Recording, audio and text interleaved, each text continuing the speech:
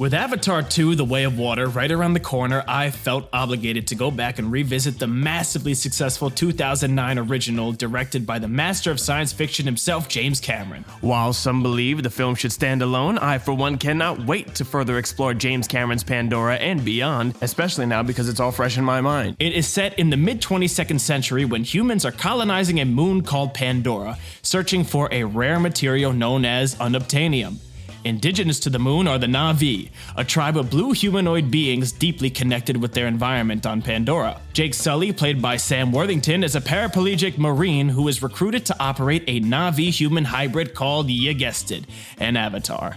Alongside Sam Worthington, the film stars Zoe Saldana as Neytiri, Stephen Lang as Colonel Miles Quaritch, Michelle Rodriguez as Trudy, and Sigourney Weaver as Dr. Grace Augustine. Of course, there's gonna be some spoilers, but come on. It's been out for like 13 years, let's get with the program, the Avatar program. I'm Noah Marks, and here are 25 things you missed in James Cameron's 2009 science fiction blockbuster epic, Avatar. Front and center of the film is Jake Sully, played by Sam Worthington, who said that mastering the language of the Na'vi was easier for him than mastering the American accent. What's awesome about this is that the language for the Na'vi was being developed ever since 2005 by James Cameron during early world-building stages for the fictional universe. It is a testament to not only the amount of technological work that went into the picture, but also the work that truly makes a film hit home for audiences everywhere: the writing.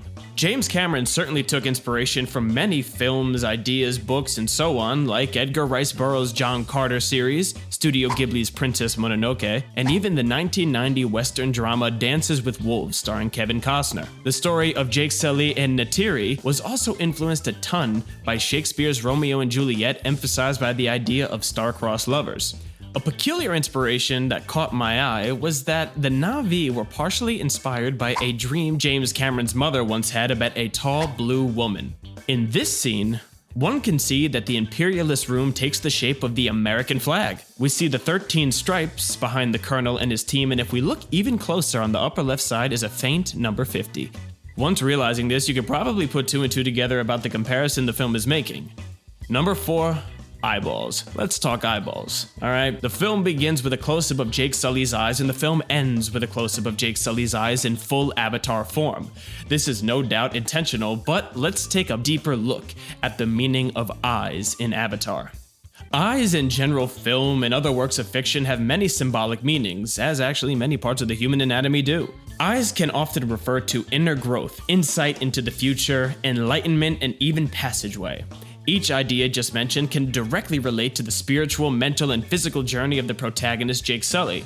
The term "I see you" is also spoken throughout by the characters in the film, and this adds to the motif of sight. The heavenly term refers to the visualization of another's oneness with all things, or in other words, the unity of consciousness. "I see you" can also be translated from Namaste in Sanskrit. Speaking of Sanskrit, the word avatar translates to a divine deity appearing on Earth. And a nice bonus to this is that the musical work titled "I See You" by Leona Lewis and James Horner, who's a longtime collaborator of James Cameron, is the main theme song of the film.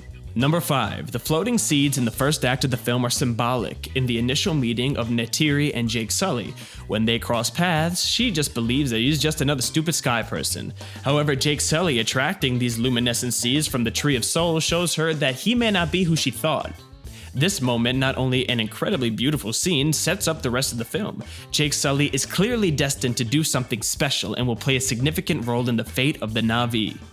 English artist Roger Dean is not credited, but many of the locations in the film look extremely similar to his surrealist style. For example, the phantasmal archways and the floating mountains. However, according to James Cameron, the design of the mountains in the film were directly inspired by the mountains around the southern regions of China. One of China's national park mountains has been renamed Avatar Hallelujah Mountain because of the film.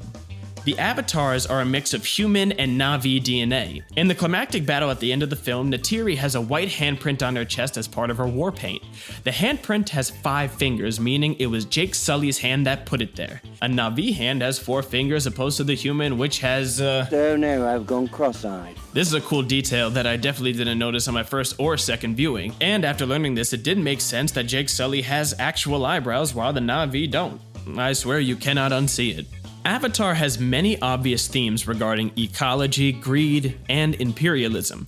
Some fans and critics even deemed it to be an anti-war film. James Cameron spoke about these claims, stating that the 2009 film was not inspired or commenting on any foreign or domestic conflicts. However, he continued to state that the film was certainly commenting on the idea of pro-environmentalism, calling himself a tree hugger. Me too, James.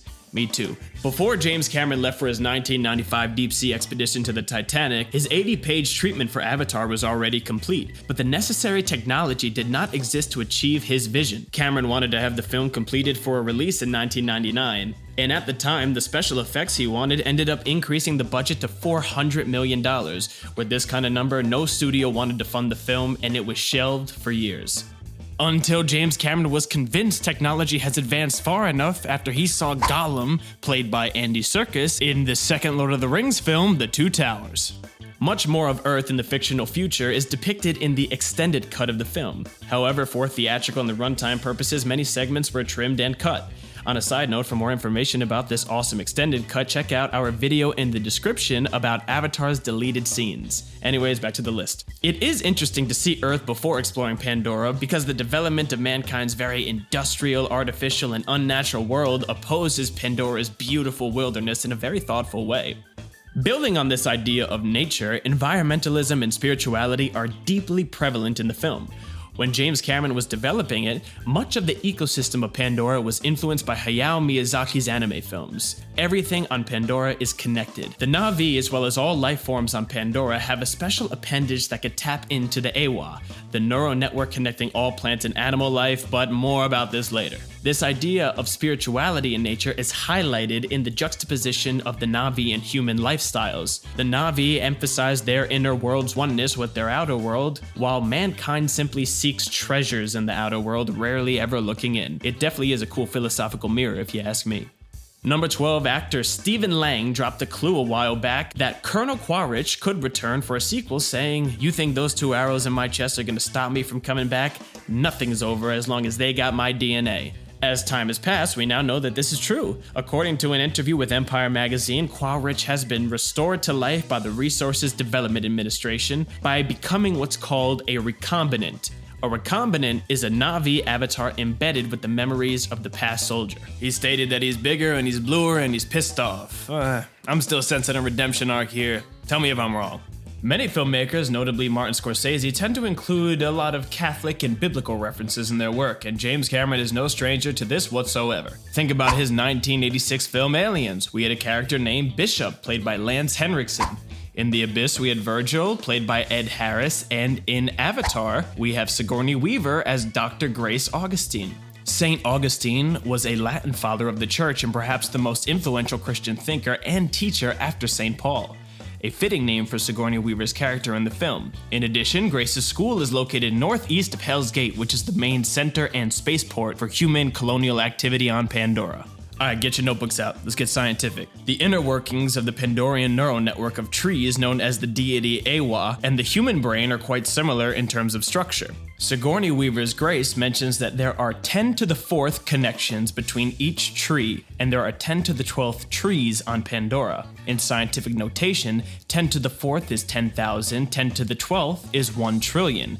This makes for a total of 10 to the 16th or 10 quadrillion connections between the trees on Pandora. It is an organic superbrain. The human brain has on average 100 trillion neural connections, and I have a strange feeling I'm slightly below average, but either way, I'm sure I got a couple good ones up in ye old cranium. Jake Sully's initials, J and S, are the same as John Smith, who was a British soldier and a founder of the American colony of Jamestown in the early 1600s. After allegedly being saved from death by Pocahontas, he established trading agreements with the native tribes. The film in focus shares many similarities with the Pocahontas story. Jake Sully and John Smith both romanticize and grow fond of the native peoples after crossing fates with a tribal woman.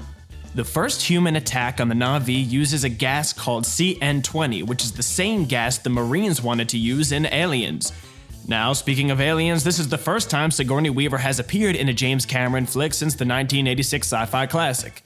Cameron said he didn't want to cast her at first because she was the safest choice to play a botanist. In fact, Jodie Foster and Jamie Lee Curtis were considered for the role of Dr. Grace Augustine. But I am certainly glad to see the sci-fi champion actress working with James Cameron any day of the week, especially if that day in the week is in space.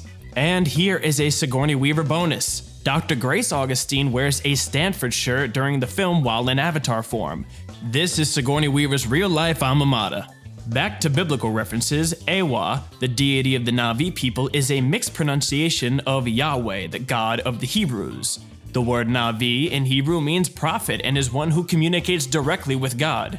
Its plural, Naviim, also refers to the prophetic books of the Bible, which include Daniel, Micah, and Isaiah. Eywa also sounds much like the Hindi word Hewa, which translates to Eve in English. Eve, Adam and Eve?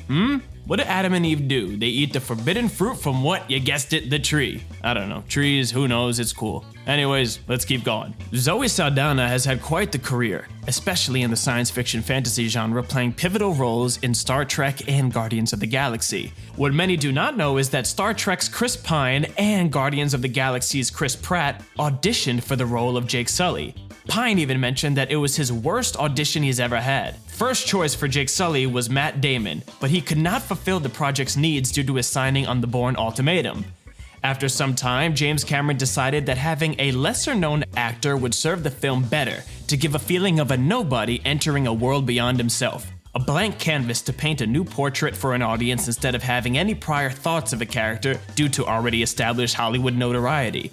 According to actor Sam Worthington, he was invited to the audition via a phone call, but the person who called him told him nothing about the script, nor did they even tell him the director's name. Worthington thought, another waste of time. But I have a hunch he's glad he went. Avatar can be seen as the matured version of the 1992 children's animated movie Fern Gully: Last of the Rainforests. It's also hard to avoid the symbolic resemblance with the Lorax. The Lorax, one of my favorite childhood books, was written by the one and only Dr. Seuss and first published in 1971. It describes the plight of the environment and the Lorax, who speaks for the trees against those who seek to exploit the land beneath them. The Lorax is one of the books seen at Grace's school in the extended cut of the film. The book is commonly recognized as a tale of corporate greed and its impact on nature.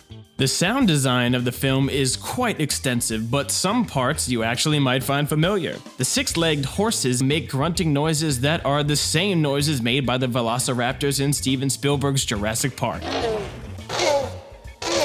In addition, during Jake Sully's run from the Thanator, it roars at him using, again, from Jurassic Park, the T-Rex roar. I wonder what other films do this, like, are the sound of the Transformers just distorted Jackie Chan fights? I gotta do some detective work. Alright, let's talk cash. It was by far one of the most expensive movies ever made when it was released, with an estimated budget of $280 million. The movie is 40% live action and 60% photorealistic CGI. Let's just say you can't make this movie with a green screen in your garage. James Cameron felt it remarkable that 25 years into his career he was making a movie and not knowing what to do. It was the first completely digitally shot movie to ever win the Academy Award for Best Cinematography, and it was even nominated for Best Picture. Later on, it became the first movie to ever cross the $2 billion mark worldwide, making it the highest grossing film in history at the time. However, we all know what happened years later. Unobtanium is the main reason for mankind's colonization of Pandora. It is the superconductor that makes space travel possible. While a focus in Avatar, this is not the first time in fiction stories unobtanium is mentioned. The first time it's featured is in the 2003 movie The Core. It is also a humorous term used in the aerospace industry describing a material that violates the laws of physics or that does not exist. Another fun fact, that means my girlfriend is made of unobtanium.